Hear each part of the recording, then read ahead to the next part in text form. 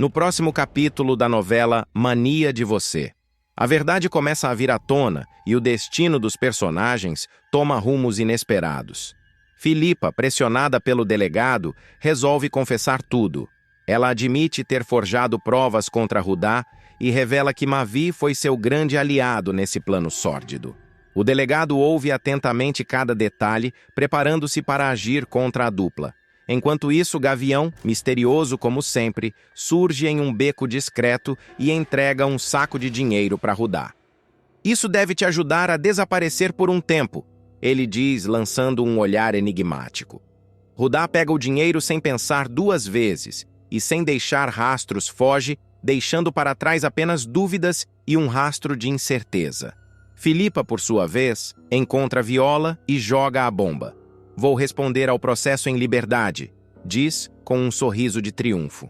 Viola arregala os olhos, sentindo o peso da injustiça pairar sobre sua cabeça.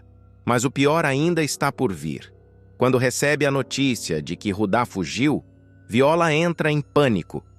"Isso não pode estar acontecendo", exclama, segurando o rosto com as mãos. O sumiço dele pode mudar tudo, para o bem ou para o mal. Do outro lado da cidade, Mavi recebe uma notificação da delegacia. O coração dispara. "Será que já sabem de tudo?", ele murmura, sentindo o desespero apertar sua garganta. E esse descontrole não passa despercebido.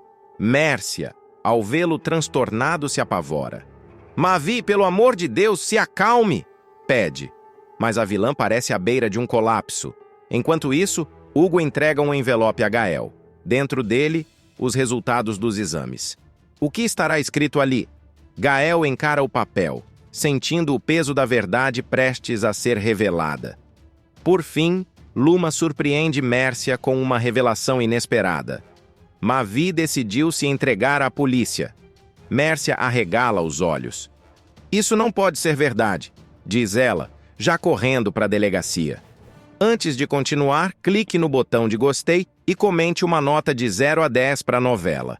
Enquanto Viola luta contra um pressentimento avassalador, Mavi segue rastros sombrios e Mércia se vê encurralada em um jogo mortal. Cada escolha pode mudar tudo, e nada é o que parece ser. O que acontece em seguida muda a vida de todos. A notícia chega como um raio cortando o céu. Viola está em casa quando seu telefone vibra insistentemente. O coração dela dispara antes mesmo de atender. Algo dentro dela já sabe que vem coisa ruim. Do outro lado da linha, a voz trêmula de um policial a atinge em cheio. "Viola, Rudá fugiu da prisão." O mundo dela gira. O chão parece se abrir sob seus pés. Ela sente as pernas vacilarem, uma pressão esmagando o peito. "Não! Isso não pode estar acontecendo", murmura, apertando o telefone com força. Os olhos marejam, mas ela tenta lutar contra o desespero. As palavras do policial continuam ecoando na cabeça dela. "Ele fugiu com um grupo de detentos perigosos. Ninguém sabe para onde foram." A frase perfura sua mente como um punhal. Ela se levanta de um salto, esbarrando na mesa ao lado, derrubando um porta-retratos. O vidro estilhaça no chão. Viola mal percebe. Em passos rápidos e desordenados, ela atravessa a sala, a respiração acelerada, o coração martelando no peito. A voz embargada escapa antes que ela perceba. Ele nunca faria isso, não assim. Ele está correndo perigo. Ela precisa falar com alguém. Precisa de respostas. E, acima de tudo, precisa encontrar Rudá. Sem pensar duas vezes, pega a chave do carro e sai apressada. Viola entra em casa como um furacão, os passos acelerados ecoando pelo chão. O peito sobe e desce num ritmo frenético, e as mãos tremem ao segurar a bolsa.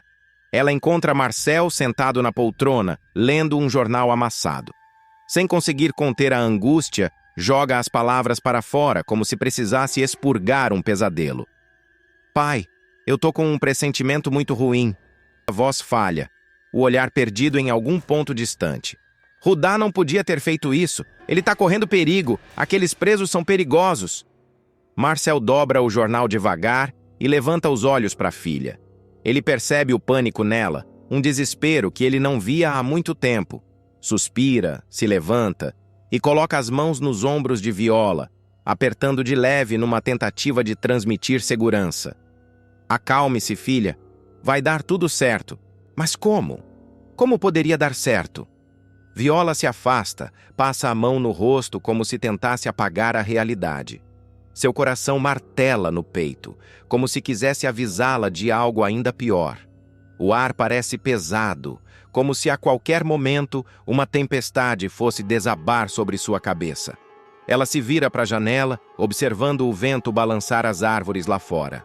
Algo dentro dela diz que isso está longe de acabar. Viola sente as lágrimas queimarem os olhos antes mesmo de perceber que está chorando. O peito aperta, o nó na garganta cresce e a sensação de impotência a sufoca como uma maré violenta. Ela desliza para o sofá, deixando o peso do corpo cair sem resistência. Logo agora, sua voz sai fraca, um sussurro quebrado. Logo agora que a Filipa já se apresentou para a polícia, ele não podia ter feito isso. Ela esconde o rosto entre as mãos, os soluços vindo sem aviso. Tudo parece fugir do controle, como areia escorrendo por entre os dedos. A mente dela dispara para 1000 lugares ao mesmo tempo. Onde Rudá está agora? O que ele vai fazer? E se ele... Não, ela não pode pensar nisso. Rhodes, que observa tudo de longe, se aproxima com cautela. Ele sabe que qualquer palavra errada pode ser como jogar mais lenha na fogueira. Senta ao lado dela e pousa a mão em seu ombro com gentileza. Viola, tente respirar fundo. Ele fala baixo, tentando ancorá-la de volta à realidade. A gente ainda não sabe de tudo. Talvez ele tenha tido um motivo. Talvez. Viola levanta o rosto, os olhos marejados cravando-se nos dele. Motivo? Fugir com criminosos perigosos? Isso não faz sentido. Ela se levanta de um salto como se o sofá estivesse pegando fogo. A inquietação toma conta do seu corpo. Há algo errado. Algo muito errado. E no fundo, uma única certeza se forma em meio ao caos da sua mente. Ela precisa encontrar Mavi. Viola caminha apressada pelas ruas, o vento frio cortando seu rosto, mas ela mal sente. O coração bate descompassado, os pensamentos giram como um redemoinho. Ela precisa encontrar Mavi. Precisa confirmar o que ouviu. Ao chegar à casa dele, bate forte na porta. 1, 2, 3 vezes. Seus dedos tremem contra a madeira. O tempo parece se arrastar até que Mavi finalmente abre, o senho franzido ao vê-la ali esbaforida e com o olhar atormentado. Viola? O que foi agora? Ela entra sem pedir permissão, o desespero estampado no rosto. Rudá ouviu uma conversa na prisão. Um dos detentos disse que Molina está vivo. Mavi arregala os olhos. O ar ao redor deles parece congelar por um instante. O quê? A incredulidade dança em sua voz. Eu sei que parece loucura, mas Rudá ouviu isso antes de fugir. Viola respira fundo, tentando controlar a urgência em suas palavras. E se for verdade? E se aquele monstro ainda estiver por aí puxando as cordas de tudo isso? Mavi passa a mão pelo cabelo, absorvendo a informação. O nome de Molina ecoa em sua cabeça como um trovão distante. Isso não faz sentido. Molina morreu. Será que morreu mesmo? Viola retruca, os olhos faiscando de angústia e incerteza. Mavi aperta os lábios, a mente trabalhando rápido. Se há qualquer chance de Molina estar vivo, ele precisa agir. Num movimento súbito, ele abre a gaveta de um móvel próximo, pega um pequeno rastreador e gira entre os dedos. Se Molina realmente está vivo, alguém está ajudando ele. E eu acho que já sei quem. Sem hesitar, ele caminha até sua mochila e enfia o dispositivo no bolso. Seu próximo passo já está traçado. Mércia. Mavi se movimenta com precisão, os olhos atentos a cada detalhe. Ele segura o pequeno rastreador entre os dedos, sentindo a adrenalina pulsar em suas veias. Se Molina está mesmo vivo, então alguém o está ajudando. E Mércia. Mércia tem sido uma peça grande demais nesse tabuleiro para ser ignorada. Ele atravessa a rua, puxando o capuz para se misturar à multidão. O restaurante onde Mércia está jantando surge diante dele, iluminado por uma luz quente e amarelada. Lá dentro, ela conversa com alguém ao telefone, gesticulando discretamente. A expressão dela é tensa, mas a voz soa controlada demais. Mavi entra sem chamar atenção. Seus passos são calculados, sua respiração ritmada. Ele se aproxima devagar, sem que ela perceba. E então, em um movimento preciso, desliza o pequeno rastreador dentro da bolsa dela que repousa sobre a cadeira ao lado. Isso vai me levar até a verdade. Ele murmura para si mesmo, recuando com discrição. Mércia desliga a ligação e pega uma taça de vinho, os olhos perdidos em pensamentos. Mavi observa de longe. Ele sabe que, a partir de agora, cada movimento dela pode revelar o que tanto procura. Mércia caminha pelo corredor do hotel com passos apressados, o salto dos sapatos ecoando no chão de mármore. O coração dela bate forte, não pelo medo, mas pela raiva fervilhando em suas veias. A conversa que escutou mais cedo ainda martela em sua mente. Molina a enganou. De novo. Ela aperta os punhos, os olhos fixos na porta do quarto dele. Respira fundo, ajusta a expressão e, com a suavidade de uma atriz ensaiada, bate 2 vezes. A maçaneta gira devagar. Molina aparece do outro lado, um meio sorriso preguiçoso nos lábios.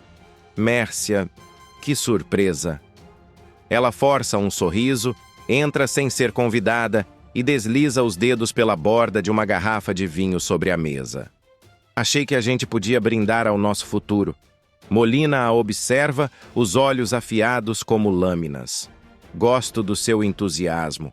Mércia despeja o vinho em 2 taças, sua mente fervendo com o plano que arma em segundos. Mas antes que possa agir, o celular vibra dentro da bolsa. Uma notificação. Ela pega o aparelho e vê a mensagem piscando na tela. É Mavi que diz: "Preciso falar com você. Agora." O sangue dela gela por um instante, mas a expressão continua impassível. Ela ergue a taça, toca levemente na de Molina e sussurra: "Ao recomeço." Molina sorri, levando o vinho aos lábios. Mas algo dentro dela grita que essa noite está longe de terminar bem. Iberê se envolve em um jogo perigoso ao descobrir segredos obscuros sobre Molina, mas sua ambição pode custar caro. Luma, sem imaginar a verdade, está prestes a encarar o maior golpe de sua vida. Quando tudo vem à tona, um embate explosivo se forma e o que acontece em seguida vai te surpreender. Iberê segura o envelope recheado de dinheiro com as mãos trêmulas. Um sorriso de canto se formando em seu rosto. O hotel de luxo onde Molina e Mércia o aguardam exala poder e corrupção, um verdadeiro castelo de areia sustentado por segredos. Ele caminha com passos calculados até a mesa, onde os dois estão sentados, a tensão entre eles densa como fumaça em um cômodo fechado. "Espero que isso seja suficiente para te convencer a desaparecer", diz Mércia, deslizando o maço de notas pelo tampo de vidro. Iberê ergue uma sobrancelha, quase se divertindo com a ingenuidade dela. Molina, por outro lado, o encara com desconfiança, os olhos estreitos avaliando cada movimento. Ele nunca confia em ninguém, e com razão, mas agora, acuado, não tem outra escolha. "Dinheiro sempre convence minha cara", responde Iberê, pegando as notas e contando com calma, como se estivesse no mercado conferindo o troco. "Mas me diga, Molina, como é ser um morto tão vivo assim?" Molina se remexe na cadeira, o maxilar travado. "O que eu sou ou deixo de ser não te interessa. Você só precisa pegar isso e sumir." Iberê solta um riso abafado e guarda o dinheiro no bolso interno do paletó. Ele balança a cabeça, como se apreciasse o próprio golpe. Tudo ali parece uma dança ensaiada, onde Molina e Mércia acreditam estar no controle, mas mal percebem que estão sendo conduzidos ao ritmo dele. "Ah, eu vou sumir, sim. Mas antes, tem alguém que vai adorar saber que você ainda respira." Mércia empalidece. Molina cerra os punhos, os olhos faiscando perigo. Você não faria isso! Rosna o empresário, a voz carregada de ameaça. Iberê apenas sorri e se levanta da mesa satisfeito. Ele dá meia volta caminhando em direção à saída do hotel, com a certeza de que acabou de fazer o negócio da sua vida. Mas, no fundo, sabe que mexer com Molina tem um preço, e a conta pode chegar mais cedo do que imagina. Luma encara Iberê com os olhos arregalados, o coração disparado no peito como um tambor de guerra. A informação ainda martela na sua cabeça, mas parece impossível de aceitar. Ela dá um passo para trás, como se precisasse de espaço para processar o que acabou de ouvir. Repete. Sua voz sai fraca, quase um sussurro. Diz de novo o que você acabou de falar. Iberê inclina a cabeça de lado, os lábios se curvando em um sorriso enviesado. Ele sabe que jogou uma bomba no colo dela, e agora está se deliciando ao ver o estrago. Molina e Julius Ayer são a mesma pessoa. Ele reforça com um tom provocativo. Seu grande rival, aquele suposto investidor, nunca existiu. Era só mais uma das máscaras de Molina. Luma sente um arrepio gelado percorrer sua espinha. A verdade desaba sobre ela como um edifício implodindo de uma vez só. Molina nunca a deixou em paz. Pelo contrário, esteve manipulando as coisas nos bastidores, puxando as cordas como o mestre de um teatro macabro. Não, isso não pode ser. Ela balbucia, os olhos vidrados em um ponto qualquer do chão. Iberê ri baixo, cruzando os braços. Pode sim. Molina não só está vivo, como está roubando tudo de você e do Mavi debaixo do seu nariz. O resort, o império de Mavi, ele já está vendendo tudo por uma pechincha. As palavras doem como navalhas afiadas. Luma leva a mão à testa, a respiração descompassada. O sangue ferve, transformando-se em pura fúria. Aquele desgraçado! Ela explode, os olhos faiscando de ódio. Eu vou acabar com ele! Iberê observa satisfeito. A faísca que ele queria acender virou uma labareda prestes a consumir tudo. Então acho bom você se preparar, porque ele não vai cair sem lutar. Luma endireita os ombros, o olhar endurecendo. Se Molina quer guerra, ele vai ter. E sem perder tempo, ela agarra o telefone e disca um número. Do outro lado da linha, alguém atende, mas antes mesmo que possa dizer qualquer coisa, Luma já solta sua sentença. Molina, precisamos conversar. Agora. O frio cortante da Suíça envolve Iberê assim que ele desce do táxi. A cidade, com seus prédios elegantes e ruas impecáveis, parece impenetrável, como se escondesse segredos por trás de cada fachada luxuosa. Mas ele não se intimida. Molina pode ter achado que enterraria sua nova identidade ali, longe dos olhos de todos, mas Iberê sabe que todo castelo tem uma rachadura. E ele está prestes a encontrar a do vilão. Ele caminha até um escritório discreto, porém sofisticado, onde Julius Ayer mantém sua fachada impecável de empresário respeitável. Iberê exibe um passaporte falso na recepção, mentindo que tem uma reunião agendada. O atendente o encara por um segundo, mas com um sorriso profissional, apenas pede que aguarde. Só que Iberê não é homem de esperar. Ele se levanta e segue por um corredor lateral, onde vê uma porta entreaberta. Com passos silenciosos, se aproxima e espia para dentro. E é ali que encontra o que precisa. Uma secretária conversa ao telefone, digitando algo no computador. Iberê franze a testa ao ver um e-mail aberto com documentos anexados. No título, uma bomba. Transferência do resort para Julius Ayer. Proposta final. Seu sangue gela. Então é isso? Molina não só está vivo, como está comprando o resort de Mavi por um valor ridiculamente baixo. Um golpe limpo, sem deixar rastros. Ele precisa de provas. Seu olhar varre a sala e pousa sobre uma pilha de papéis. Um contrato. Assinado por Julius Ayer. Iberê não pensa duas vezes. Ele entra rápido, finge derrubar uma pasta próxima à secretária, distraindo-a.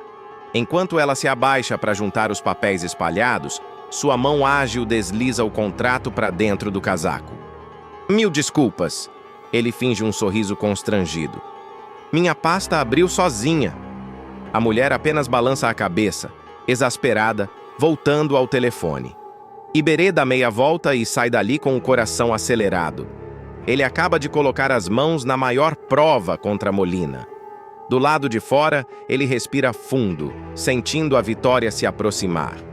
Agora é só levar aquilo de volta ao Brasil e colocar Luma cara a cara com a verdade. Iberê pisa firme no saguão do hotel onde Luma o espera. Seus dedos apertam o contrato roubado como se segurassem dinamite prestes a explodir. Ele atravessa o espaço luxuoso sem se importar com os olhares curiosos. Nada mais importa além do que está prestes a revelar. Luma está de pé, impaciente, batendo o salto contra o mármore brilhante. Assim que o vê, cruza os braços e solta. Espero que tenha valido a pena me fazer esperar. Iberê abre um sorriso torto, puxando o papel do bolso interno do casaco e o entregando a ela sem cerimônia. Molina já vendeu o resort. E o comprador? Ele mesmo, só que sob o nome de Julius Ayer. Luma puxa o contrato, os olhos dançando pelas linhas do documento. A cada palavra lida, sua expressão se transforma de incredulidade para puro ódio. Ela solta uma risada amarga, apertando o papel entre os dedos. Ele realmente achou que eu nunca descobriria? Sua voz treme de raiva. Ele achou que todo mundo era burro o suficiente para cair no teatro dele. Iberê responde dando de ombros. Mas agora, Luma, você tem a faca e o queijo na mão. Ela ergue o olhar para ele, a determinação queimando como uma fogueira descontrolada. Eu vou destruir esse canalha. Antes que Iberê possa responder, um som de notificação corta o ar. Luma pega o celular e vê o nome de Molina brilhando na tela. Um sorriso gelado se forma em seus lábios. Parece que o jogo começou. Ela desliza o dedo na tela, atende a ligação e leva o telefone ao ouvido. Molina, acho que a gente tem um problema, e você não vai gostar nada do que eu tenho para dizer. Mavi perde tudo, e no fundo do poço busca redenção em Viola. Mas a chefe impõe uma condição brutal. Ele deve se entregar pelo assassinato de Molina. Desesperado, Mavi confessa que matou para protegê-la, mas nada a faz mudar de ideia. Até que uma reviravolta inesperada coloca tudo em risco. O que acontece em seguida vai te surpreender. Mavi cambaleia pelas ruas escuras, os ombros curvados sob o peso de uma derrota que parece esmagá-lo por inteiro. O vento gelado da noite corta seu rosto, mas ele mal sente. Sua mente fervilha com lembranças dos dias de glória, do império que construiu com astúcia e ambição. Agora, tudo se esfarelou diante de seus olhos. O resort, seu grande orgulho, foi vendido. O dinheiro sumiu como areia escorrendo pelos dedos. Ele caminha sem destino, a respiração curta, as mãos trêmulas. O orgulho ferido o impede de admitir, mas está no fundo do poço. E por mais que tente se convencer do contrário, a sensação de que mereceu esse destino se infiltra em sua alma como veneno. Eu joguei tudo fora, murmura, quase sem voz, chutando uma pedra na calçada. A fome aperta o estômago, mas ele ignora. Seu corpo está exausto, mas o que realmente dói é algo mais profundo. A solidão. Quem ainda está ao seu lado? Quem acredita nele? Viola. O nome dela lhe vem à mente como uma âncora em meio à tempestade. Sem pensar duas vezes, Mavi muda de direção e acelera o passo. Seu coração dispara. Preciso vê-la.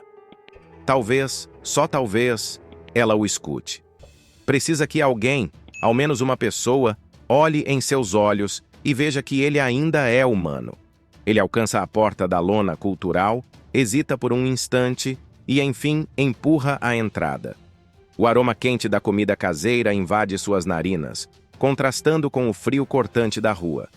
Mas, assim que seus olhos encontram os de Viola, ele percebe. Aquele não é mais um refúgio. Se veio buscar perdão, saiba que tem um preço. A voz dela é firme, sem hesitação. Os dedos dele se fecham em punhos. Seu coração pesa ainda mais. Ele sabe que não será fácil, mas nada o prepara para o que está prestes a ouvir. O silêncio entre Mavi e Viola pesa como uma tempestade prestes a desabar.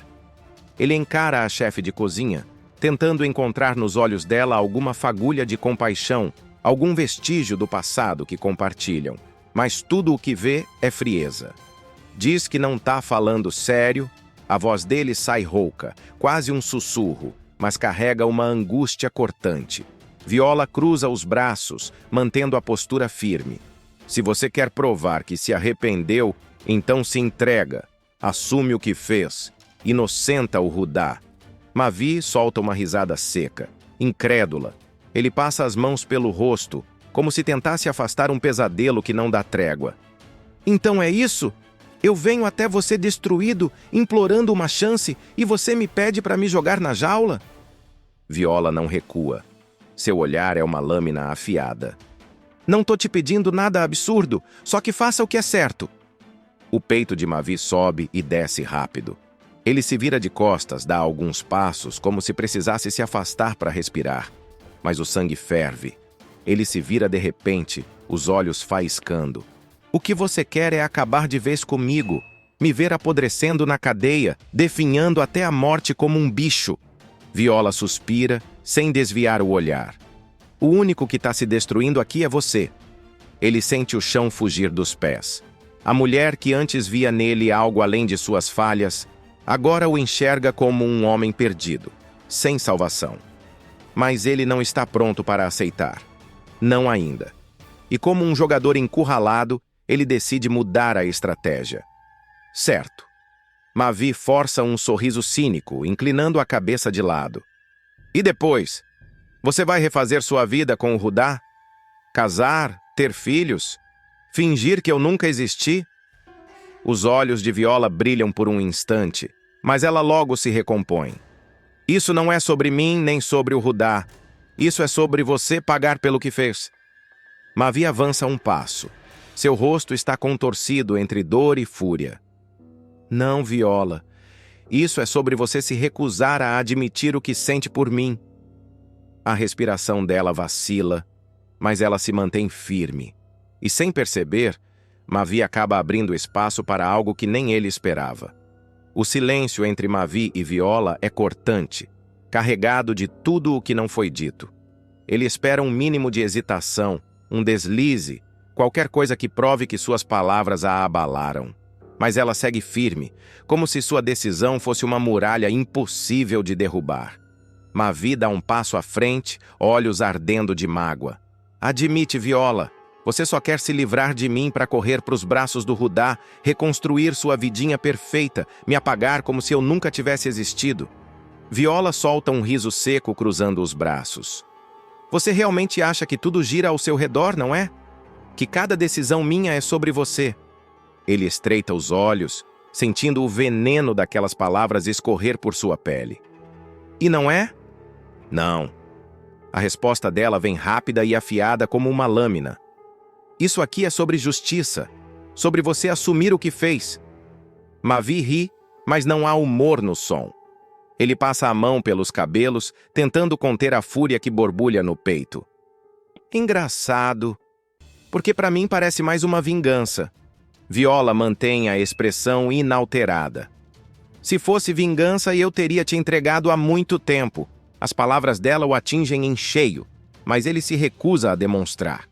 Mavi força um sorriso cínico, tentando inverter o jogo. Você não quer prova nenhuma do meu arrependimento, não quer me perdoar nem nada disso. O que você quer é que eu suma, para você finalmente ter a chance de ser feliz com o Rudá sem sentir culpa. Viola se aproxima, mantendo o olhar fixo no dele. Se você acha que eu quero que você suma, então por que ainda está aqui? Por que veio me procurar? Ele abre a boca para responder, mas nada sai. Porque no fundo ele também não sabe. Ele queria redenção? Queria que ela dissesse que ainda o amava? Ou apenas precisava encontrar alguém para dividir o peso de seus pecados? Mas antes que ele possa entender a própria confusão, a voz de Viola atravessa seus pensamentos como um raio. Você não tem os melhores advogados? Não é o poderoso Mavi Salama? Ela arqueia uma sobrancelha desafiadora. Tenho certeza de que você daria o seu jeito para se safar. A fúria explode dentro dele como fogo em pólvora. Seu peito sobe e desce com a respiração acelerada.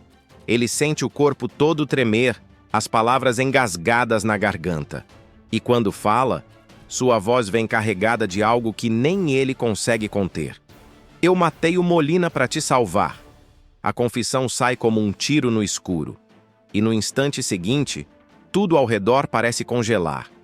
O tempo se dobra entre Mavi e Viola, e por um instante tudo ao redor se apaga. A confissão dele paira no ar, cortante, latejante. Ele sente o próprio coração martelando no peito, os olhos presos nos dela, esperando qualquer reação que não seja esse silêncio esmagador. Viola pisca algumas vezes, como se tentasse processar o que acabou de ouvir. O quê? A palavra escapa baixa, quase um sussurro. Mavi avança um passo, a respiração entrecortada. Eu matei o Molina para te salvar, para te proteger. Eu fiz isso porque eu te amo. As mãos dele se fecham ao redor dos braços dela, num gesto desesperado. Viola se sobressalta, mas não recua. Os olhos dela brilham, não de emoção, mas de algo mais profundo, mais amargo. Você me ama? E por isso matou um homem? Mavi aperta os lábios, sentindo o sangue ferver. Você não entende, eu não tinha escolha. Se eu não tivesse feito aquilo, ele teria acabado com você. Viola o encara, a respiração firme, o coração martelando no peito. E agora quem acabou foi você. A resposta dela bate como um golpe seco. Mavi afrouxa os dedos, sentindo as palavras o atravessarem como facas. Viola se desvencilha, dando um passo para trás, mas os olhos dela continuam cravados nos dele. Se foi por mim que você matou o Molina...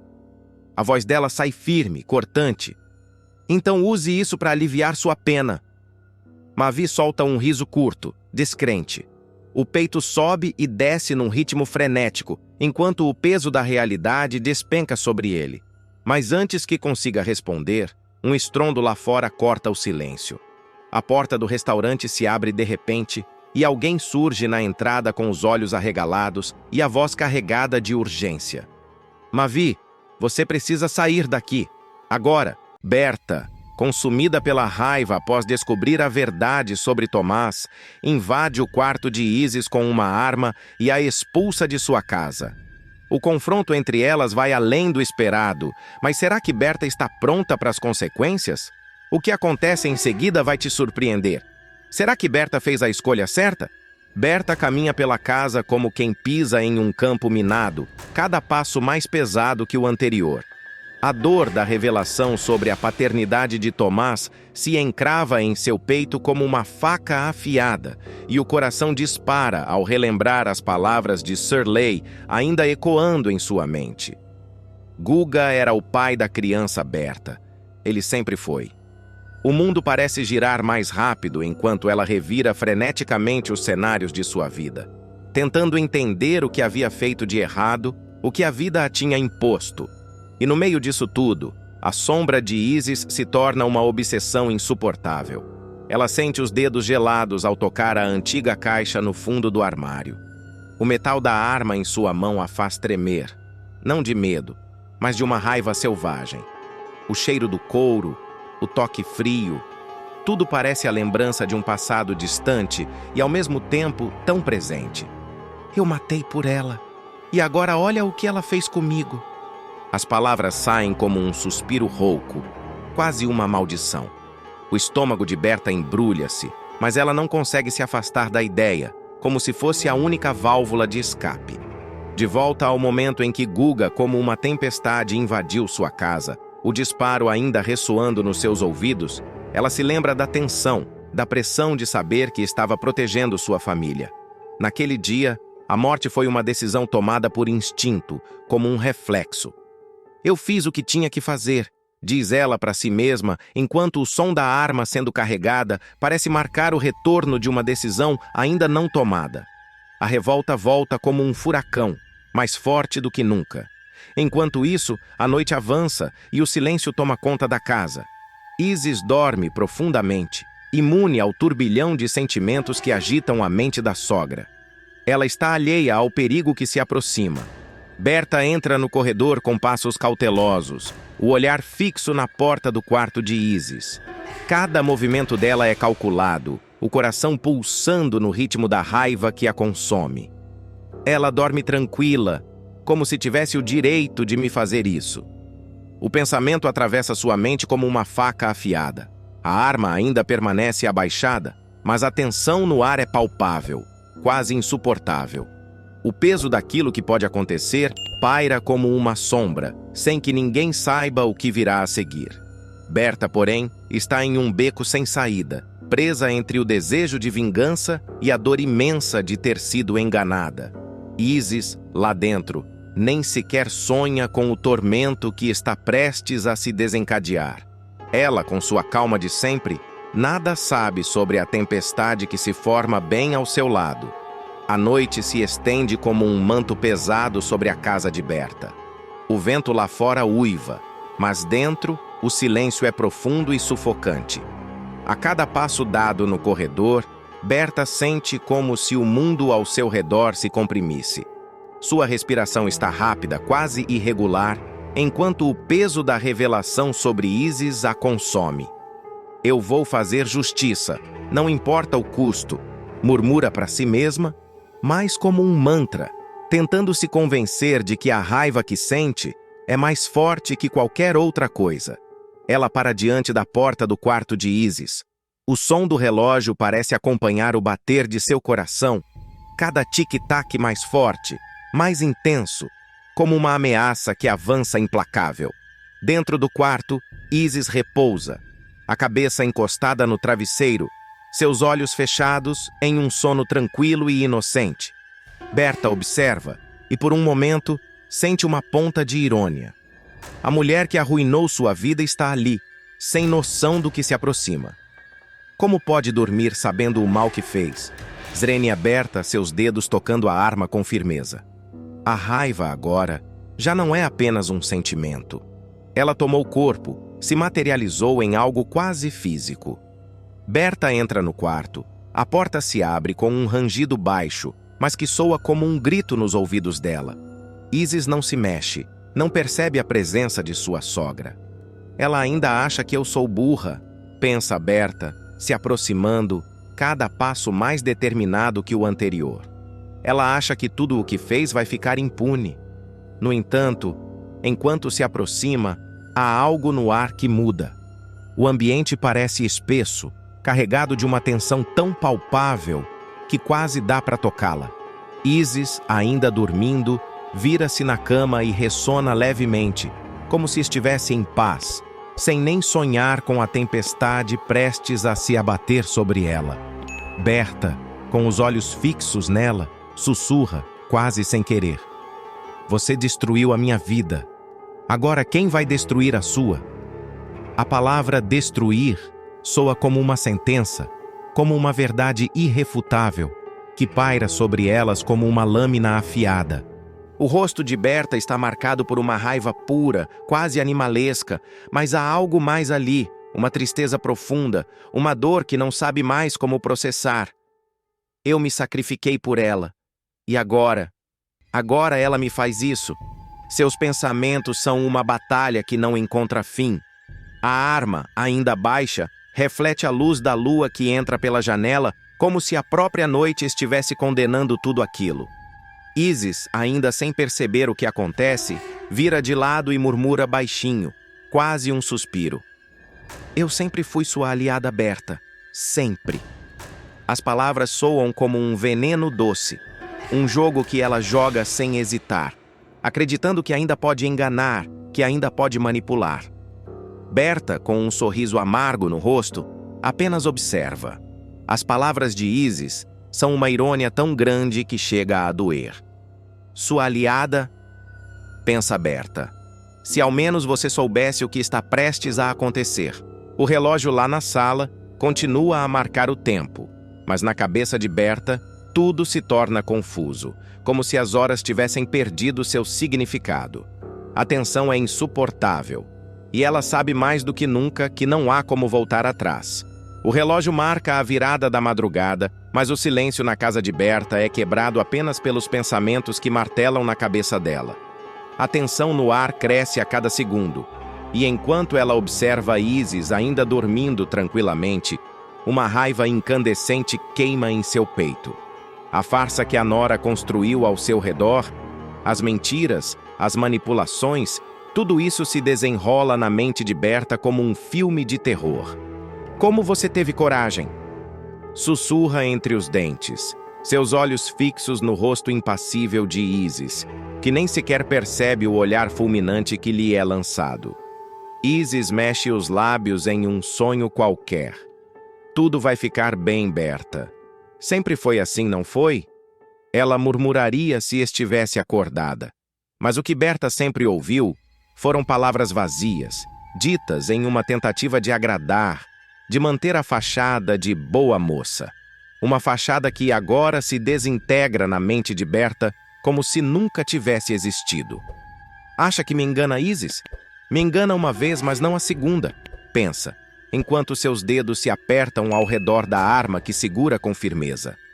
O peso da mentira sobre o pai de Tomás vem à tona como uma onda que quebra contra os rochedos. Isis, com sua habilidade de manipular tudo e todos, havia inventado uma história sobre um primo fictício. Berta ri amargamente com o pensamento. Você acha que não sei das suas jogadas, né? Pensa, seus olhos queimando de ódio. A visão da nora, imóvel na cama, não a acalma. Pelo contrário, a faz querer gritar, arrancar a verdade à força de sua garganta. Você me fez de boba, mas acabou se enfiando numa mentira maior que você. O suor escorre por sua testa, enquanto Berta, sem tirar os olhos de Isis, abre o cofre em um canto escuro do quarto. O som metálico das gavetas se abrindo ressoa no ar, como um prenúncio de que algo sombrio está prestes a acontecer. O peso da arma em suas mãos parece mais um fardo do que uma solução, mas é com ela que Berta sente que finalmente terá poder. Se você soubesse, Isis, o que está por vir, nunca mais dormiria tão tranquila. De repente, Isis se mexe novamente na cama, virando para o outro lado, sem perceber a figura de Berta à espreita, com a arma em punho. O silêncio é cortante e o ar parece espesso, carregado de uma tensão que quase dá para cortar com faca. Você pode estar dormindo, mas eu não estou, e eu sei exatamente o que estou fazendo. Murmura Berta para si mesma, a voz rouca e baixa, como um segredo sussurrado no vento. A sala está silenciosa, mas na mente de Berta, um turbilhão de sentimentos a consome. Ela não consegue se livrar do pensamento de que Isis destruiu não só a sua vida, mas a vida de todos ao seu redor. E agora, enquanto a mulher que ela mais despreza repousa ali alheia ao caos iminente, Berta sente que o momento da verdade finalmente chegou. O que acontecerá em seguida, ela já não pode mais controlar. O destino de Isis agora está em suas mãos. A luz do dia entra pelas cortinas do quarto de Berta, mas ela não sente a suavidade do sol, nem a promessa de um novo começo. O ar está carregado com a mesma tensão que a consumiu durante a noite inteira. Ela não dormiu. A raiva ainda borbulha dentro dela como um veneno que ela não consegue mais engolir. O pensamento de Isis, tranquila e sem saber o que a espera, a corrói de dentro para fora. Eu te avisei, Isis. Eu te avisei que não iria mais suportar suas mentiras. A mulher repousa na cama, alheia à tempestade que ameaça destruí-la. Berta, em um impulso, levanta-se, a mente em chamas, e vai até a janela. Ela observa a casa, a rua, o mundo lá fora. Tudo tão normal, tão alheio à guerra silenciosa que se trava dentro de sua própria casa. Ela volta seu olhar para o quarto e, com um suspiro profundo, se vira para a cama. Chega. Chega de tanta farsa. Você não vai mais brincar comigo. Isis começa a se mover, esticando-se na cama, como se estivesse se preparando para mais um dia de manipulações e jogos de palavras. Mas a calmaria do momento é logo interrompida pelo grito de Berta, que explode pela casa como um trovão. Sai da minha casa agora! Eu não quero te ver nunca mais! O som de sua voz é tão forte que reverbera pelas paredes, e Isis, em um susto, abre os olhos. A mulher, ainda sem entender o que acontece, levanta-se da cama. Mas a expressão de Berta, dura e cheia de desprezo, já diz tudo. Você acha que vai ficar aqui depois de tudo o que fez? Não, Isis, eu não sou mais sua aliada, e nem você a minha. O grito de Berta ecoa, um reflexo do ódio que ela sente. A ira que a consome é tão grande que nem mesmo o olhar perdido de Isis consegue amolecer o gelo que tomou conta de seu coração. Isis, ainda atordoada, tenta falar, tenta manipular, mas as palavras dela soam vazias, sem poder, sem efeito. Berta, por favor, você sabe que sempre fui sua amiga, sempre tentei, sempre fiz o que você queria. As palavras soam como um apelo desesperado, mas Berta não se comove. O desprezo no olhar de Berta é mais forte do que qualquer súplica. Amiga? Você não sabe o que essa palavra significa, Isis. Berta avança em direção à porta, abrindo-a com violência.